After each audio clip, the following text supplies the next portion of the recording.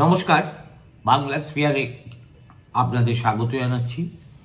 আপনাদের কথা দিয়েছিলাম আজ থেকে আমি ওয়াকফ সম্পত্তি নিয়ে একটা ভিডিও সিরিজ শুরু করব। সেই কথা রাখতেই আজ বসেছি প্রথম কিস্তিটি আপনাদের কাছে তুলে ধরার জন্য। এখানে একটা বিধিবদ্ধ সতর্কীকরণ আমার তরফ থেকে দিয়ে দেওয়া জরুরি। সেটা হলো, এক্ষুনি যে এই ওয়াকফ সংশোধনী বিল সংসদের উভয় কক্ষে পাশ হয়ে যাবে তেমন সম্ভাবনা কিন্তু নেই। তার কারণ, এই কিছুদিন আগেই লোকসভা এই বিলটা যারা যাচাই করে দেখছে সেই জয়েন্ট পার্লামেন্টারি বোর্ডকে বাজেট অধিবেশনের শেষ দিন পর্যন্ত তাদের কাজের সময়সীমা বাড়িয়ে দিয়েছে। সুতরাং এক্ষুনি ঘাড়ের উপর এসে এই বিলটা পড়বে এমনটা তো নয়। আর একবার যখন সময়ের এক্সটেনশন হয়েছে তখন আরও এক্সটেনশন হবে না, সেই গ্যারেন্টিও আমরা কেউ দিতে পারি না। অতএব ভবিষ্যতের গর্ভে কি নিহিত আছে সেটা ভালো করে না জেনেই এই বিষয় নিয়ে আজকে আমাকে চর্চা করতে হচ্ছে, বা বলতে পারেন চর্চা করতে বাধ্য হচ্ছি আমাদের রাজ্যের শাসক দলের এই প্রস্তাবিত বিলটি নিয়ে লম্ফজম্প দেখে। যেভাবে যেন এই বিলটা এনে মুসলমানদের ধর্মীয় স্বাধীনতায় বিরাটভাবে আঘাত হানতে চাইছে বিজেপি, এবং যত রকমভাবে পারা যায় সংখ্যালঘুদের বিভ্রান্ত করতে টিএমসি ইতিমধ্যেই বাজারে নেমে গিয়েছে।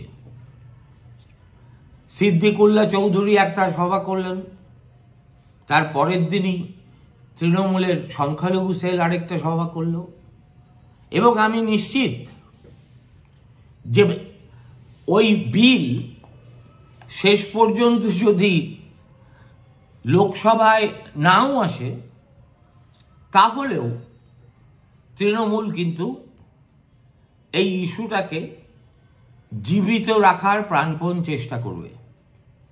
তার কারণ আপনিও জানেন, আমিও জানি, তৃণমূল কংগ্রেসের আজকে এমন বিপন্ন অবস্থা যে সংখ্যালঘু ভোটে যদি একটা সামান্য ধসন দেখা দেয় তাহলে তাদের এই সুখের সাম্রাজ্য কিন্তু তাসের ঘরের মতো ভেঙে পড়তে বাধ্য। আর সেই সম্ভাবনাটা রুখতে তার যা কিছু করণীয় মমতা বন্দ্যোপাধ্যায় আগামী দিনে কিন্তু সেটাই করবেন, এবং তার জন্য যদি তাকে বা তার প্রশাসনকে, তার পুলিশকে কোথাও কোথাও খুব ডায়াবলিক্যাল পরিকল্পনা করতে হয় এবং তার বাস্তবায়ন ঘটাতে হয়, তাতেও তিনি পিছপা হবেন না।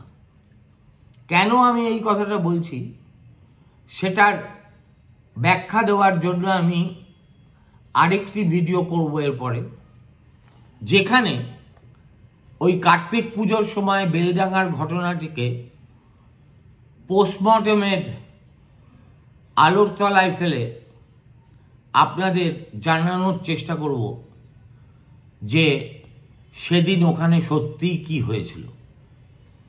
তারপরে আপনারা সম্ভবত বুঝতে পারবেন যে আমি কেন এই কথাটা বলছি। এখন নরেন্দ্র মোদী সরকার এদেশে ক্ষমতাসীন হওয়ার পরে তাদের একটা গুরুত্বপূর্ণ কাজ হয়ে দাঁড়িয়েছে কংগ্রেস আমলে বা অন্য বিরোধীদের আমলে পাশ হওয়া বহু আইন নিয়ে নতুন করে ভাবনা চিন্তা করা, সংশোধনী করা, কখনো কখনো বিলোপ করে দেওয়া। কিন্তু যার মধ্যে ধরুন কিন্তু ওয়াকফ সম্পত্তি নিয়ে তাদের খুব একটা মাথা ব্যথা আছে এটা এতদিন আমরা বুঝতে পারিনি। যেমন ধরুন অযোধ্যায় রাম মন্দির নির্মাণ নিয়েছিল, হয়ে গেছে। যেমন ধরুন কাশ্মীরে 370 ধারা বিলুপ্ত করা নিয়েছিল, সেটাও সম্পন্ন। যেমন ধরুন আর তৃতীয় যে দুর্ভাবনাটি তাদের এখনো তাড়িয়ে বেড়ায়, সেটা হলো ইউনিফর্ম সিভিল কোড। প্রতিবারই তারা হুঙ্কার ছাড়ে ইউনিফর্ম সিভিল কোড এবার হচ্ছে বলে, কিন্তু শেষ পর্যন্ত হয় না। কেন হয় না, কাজটা কত কঠিন, তা নিয়ে আমি কিন্তু বহুদিন আগে 7-8টা ভিডিওর একটা সিরিজ করেছিলাম। আপনারা যারা বাংলা স্ফিয়ার সম্প্রতি দেখছেন, তাদের যদি ইউসিসি সম্পর্কে সত্যিই আগ্রহ থাকে, তাহলে আপনারা পিছনে ফিরে গিয়ে সেই ভিডিওগুলো একবার দেখে নিতে পারেন। আর আপনারা যদি চান, তাহলে আমি নতুন মোড়কে সেগুলোকে আবার আপলোড করে দিতে পারি। আপনারা কি চাইছেন সেটা যদি কমেন্ট বক্সে আমাকে জানান, তাহলে আমার সুবিধে হয়। সে যাই হোক, কিন্তু ওয়াকফ বোর্ড নিয়ে আরএসএস অথবা বিজেপি বা গেরুয়া শিবিরের কোনো শাখা সংগঠন খুব একটা ভাবিত, তা কিন্তু কখনো আমাদের মনে হয়নি। এই যে ওয়াকফের দিকে তাদের নজর পড়ল কখন, আমাকে যদি জিজ্ঞেস করেন, আমি বলবো গোটা দেশে মুসলিমদের আর্থসামাজিক অবস্থা নিয়ে সাচার কমিটির রিপোর্ট বেরোনোর পর। কবে বেরিয়েছিল সেই রিপোর্ট? 2006 সালে। এবং তাতে আরও অসংখ্য বিষয়ের মধ্যে এই ওয়াকফ সম্পত্তি নিয়েও সাচার বিস্তারিত পর্যালোচনা করে বলেছিলেন যে ওয়াকফের হাতে যেসব সম্পত্তি আছে সেগুলোর যথেষ্ট সদ্ব্যবহার হয় না, under utilisation of the property. এবং সেটা দূর করার জন্য এই সংক্রান্ত যে আইন আছে, সেই আইন অবিলম্বে সংশোধিত হওয়া দরকার, যাতে ওই সম্পত্তিগুলোর সদ্ব্যবহার করে তার থেকে আয় হওয়া টাকা গরিব মুসলিমদের আর্থসামাজিক উন্নতির কাজে ব্যয় করা যেতে পারে। 2006 সাচার কমিটির রিপোর্টে পশ্চিমবঙ্গে সংখ্যালঘুদের দুরবস্থার কথাও একেবারে বেআব্রু করে দেওয়া হয়েছিল। বুদ্ধদেব ভট্টাচার্য প্রথম চোটে এই রিপোর্ট মানতেই চাননি। তিনি বলেছিলেন এটা হতে পারে না। পরে অবশ্য বাস্তবতাটা বুঝতে পেরে ঢোক গিলে মেনেও নিয়েছিলেন। আর এই রিপোর্ট দেখে একেবারে বিপরীত প্রতিক্রিয়া হয়েছিল গেরুয়া শিবিরের। তারা বলেছিলেন যে এই সাচার কমিটির রিপোর্ট আসলে সংখ্যালঘু তোষণের যে বহতা স্রোত ভারতবর্ষে 1947 সাল থেকে চলছে, তারই একটা অংশ মাত্র, তার চাইতে বেশি কিছু নয়। আমি খুব সংক্ষেপে আপনাদের বলে দিচ্ছি যে এই ওয়াকফ বিলের নতুন সংশোধনী নিয়ে সবচাইতে সোচ্চার আপত্তিটা কি। এরপরে আমি বাকি আপত্তিগুলো নিয়ে যখন পরের ভিডিওতে আসব তখন বলবো। সেটা হচ্ছে এই প্রথম ওয়াকফ অ্যামেন্ডমেন্ট বিলে বলা হচ্ছে যে ওয়াকফ সম্পত্তি দেখভালের জন্য যে নতুন সংস্থা তৈরি করা হবে, তাতে অমুসলিম প্রতিনিধিও থাকবেন। এতদিন পর্যন্ত যেটা হিস্টোরিক্যালি একান্তভাবে মুসলিম সমাজের নিজস্ব ব্যাপার ছিল, বিজেপি সরকার বলছে যে না, এবার থেকে সম্পত্তি মুসলিমদের হলেও সেগুলো তদারকির প্রশ্নে অন্য ধর্মের মানুষকেও সংশ্লিষ্ট করতে হবে।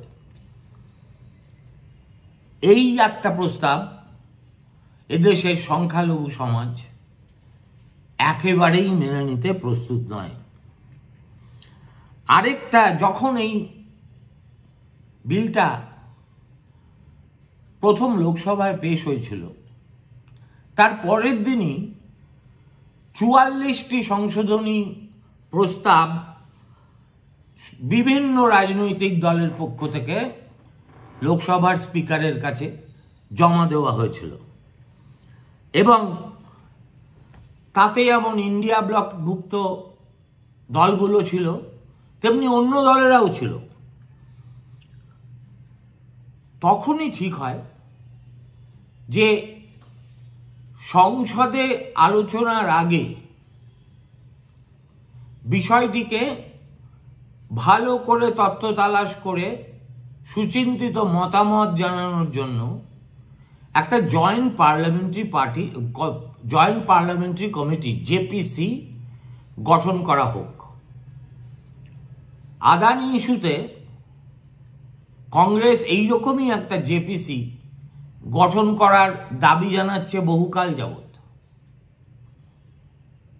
আমেরিকার আদালতে আদানি অভিযুক্ত হওয়ার পরে সেই দাবি আরো উচ্চগ্রামে উঠেছে, কিন্তু তাতে বিজেপি সরকার কর্ণপাতও করছে না। অথচ এই ব্যাপারে তারা গোড়া থেকেই কিন্তু নমনীয় মনোভাব নিয়েছে, এবং বিরোধীদের প্রস্তাব অনুযায়ী জেপিসি গঠিত হয়েছে। এই জেপিসিতে মোট 31 জন সদস্য আছেন। তাদের মধ্যে 21 জন লোকসভা থেকে, 10 জন রাজ্যসভার, এবং এই জেপিসির চেয়ারম্যান যিনি হয়েছেন তার নাম জগদম্বিকা পাল, উত্তরপ্রদেশ থেকে বিজেপির টিকিটে নির্বাচিত একজন সাংসদ। জগদম্বিকা পালকে আমি ব্যক্তিগতভাবে চিনতাম, কেননা তিনি একসময় দাপুটে কংগ্রেসের নেতা ছিলেন। এলাহাবাদ শহরে কফি হাউসে রোজ সকালে নিয়ম করে আড্ডা দিতে আসতেন। সেই সময় আমি দিল্লিতে ছিলাম, ঘন ঘন আমাকেও উত্তরপ্রদেশ যেতে হতো। গেলে এই ভদ্রলোকের সঙ্গে আমিও আড্ডা মারতে চলে যেতাম। জগদম্বিকা এমনিতে খুব সজ্জন মানুষ, লেখাপড়া জানা মানুষও বটে, এখন তার বয়সও হয়েছে, কিন্তু জেপিসির চেয়ারম্যান হিসেবে তিনি যে খুব দক্ষ হাতে পরিচালনা করতে পারছেন সেটা কিন্তু নয়। ফলে তার পার্টিজান অ্যাটিটিউড এবং কমিটি পরিচালনার কাজে অক্ষমতা নিয়ে বিরোধীদের মধ্যে চূড়ান্ত ক্ষোভ আছে, এবং মাঝে মাঝেই সেই ক্ষোভ তারা বাইরে এসে প্রকাশ করে ফেলেন। জেপিসির একটা মজার ব্যাপার হলো, জেপিসিতে যে আলোচনা হচ্ছে কোনো সদস্য তার ঘুণাক্ষরেও সেটা বাইরে এসে বলতে পারেন না। অর্থাৎ একটা মন্ত্রগুপ্তির শপথ নিয়ে জেপিসিতে আলোচনা করতে হয় যে এইখান ঘরের আলোচনা ঘরের মধ্যেই থাকবে, কোনো সদস্য বাইরে গিয়ে এ নিয়ে মুখ খুলবেন না। ইতিমধ্যে জেপিসি গঠিত হওয়ার সঙ্গে সঙ্গে লক্ষ লক্ষ ইমেলে সাধারণ মানুষের নানাবিধ প্রস্তাব আসতে শুরু করে। আমি কথাটা আবার রিপিট করছি, লক্ষ লক্ষ ইমেলে। সেই ইমেলের প্লাবন দেখে বিজেপির ঝাড়খণ্ডের এমপি নিশিকান্ত দুবে, প্রধানত যার উস্কানির জন্যই গত লোকসভায় মহুয়া মৈত্রকে লোকসভার সদস্য পদ খোয়াতে হয়েছিল, সেই বচনবাগীশ নিশিকান্ত দুবে প্রকাশ্যে বলেন যে এই যে এত ইমেল আসছে, এর বেশিরভাগের পিছনেই আছে চীন এবং পাকিস্তানের হাত। এটা অবশ্য এই একটা সময় ছিল যখন ভারতবর্ষের কমিউনিস্টরা বিরোধীদের সব কিছু আচরণের পিছনেই সিআইএর হাত দেখতে পেত, আর আমাদের কট্টর হিন্দুত্ববাদীরা সেই রকমই এখন কোনো কিছু বেগরবাই মনে হলেই তার পিছনে পাকিস্তান আর চীনের হাত দেখেন। সিআইএর হাতের কথা দুনিয়ায় কেউ বলে না, তারাও বলতে পারেন না, কিন্তু যে পাকিস্তান এত টারময়েলের মধ্যে দিয়ে যাচ্ছে, মানুষ খেতে পাচ্ছে না, বাজারে জিনিসপত্রের দাম একেবারে সর্বকালীন রেকর্ড ছাড়িয়ে গেছে, মানুষ সময়ে বেতন পাচ্ছে না, এবং মনে হচ্ছে যেন পাকিস্তান ধীরে ধীরে ধীরে ধীরে একটা দেউলিয়া রাষ্ট্রে পরিণত হবে। সেই সময় আর কোনো খেয়ে দিয়ে তাদের কাজ নেই। লক্ষ লক্ষ পাকিস্তানি ভারতবর্ষের সংসদের ওই ইমেল অ্যাড্রেস দেখে দেখে তারা নিজেদের প্রস্তাব পাঠাচ্ছেন। এটা কল্পনা করতে গেলেও একটা অন্য ধরনের উর্বর মস্তিষ্ক লাগে, যে ধরনের উর্বর মস্তিষ্কের সঙ্গে শয়তানির একটা অঙ্গাঙ্গী সম্পর্ক আছে।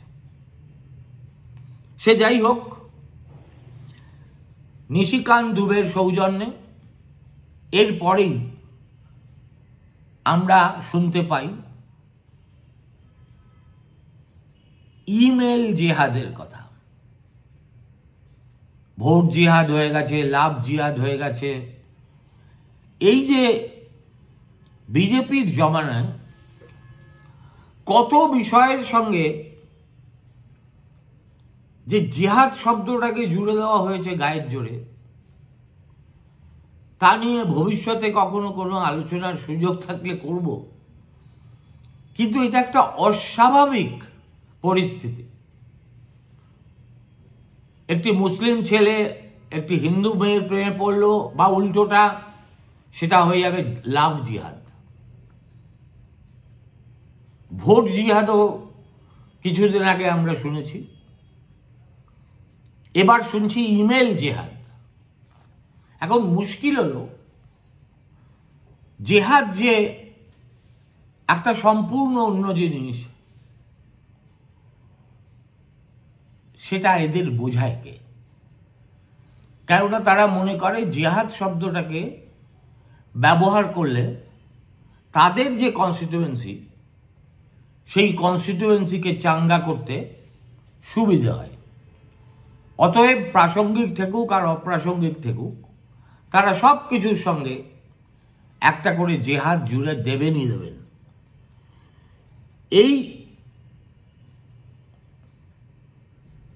এই যে অপবাদ, এই অপবাদের পিছনে আসল লক্ষ্যটা কি? আসল লক্ষ্য কিন্তু পাকিস্তানও নয়, চীনও নয়। আসল লক্ষ্য হলো ভারতবর্ষের সংখ্যালঘু সমাজ, এবং তাদেরকে এই ধরনের অর্বাচীন অভিযোগের কাঠগড়ায় দাঁড় করিয়ে তাদেরকে ডেমোনাইজ করার প্রাণপণ চেষ্টা, এবং সেটা